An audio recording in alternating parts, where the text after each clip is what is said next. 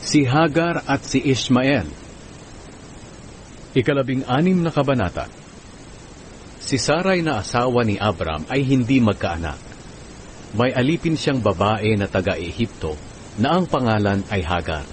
Sinabi ni Sarai kay Abram, "Dahil hindi pinahintulutan ng Panginoon na magkaanak ako, mabuti pa sigurong sumiping ka sa alipin kong babae.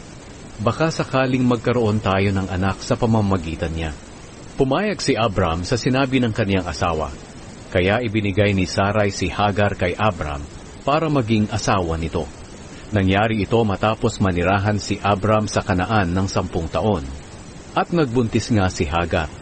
Nang malaman ni Hagar na buntis siya, hinamak niya si Sarai. Dahil dito sinabi ni Sarai kay Abram, "Ngayong buntis na si Hagar, hinahamak na niya ako. Ikaw ang dapat sisihin.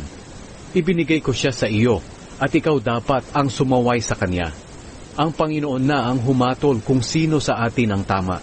Sumagot si Abram, "Kung ganoon, ibabalik ko siya sa iyo bilang alipin mo, at bahala ka kung ano ang gusto mong gawin sa kanya."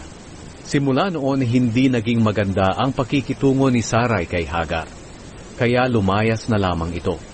Nakita si Hagar ng anghel ng Panginoon doon sa bukal ng tubig sa ilang. Ang bukal na ito ay malapit sa daan na papuntang Shur. Tinanong siya ng anghel, "Hagar, alipin ni Sarai, saan ka ba nanggaling at saan ka pupunta?" Sumagot siya, "Lumayas po ako sa amo kong si Sarai." Sinabi ng anghel sa kanya, "Bumalik ka sa amo mo at magpakumbaba ka sa kanya." Pagkatapos, sinabi pa ng anghel, "Pararamihin ko ang lahi mo, na ang dami nila'y hindi mabibilang." At sinabi pa ng anghel ng Panginoon sa kanya, "Buntis ka na at hindi magtatagal ay magkakaanak ka ng lalaki.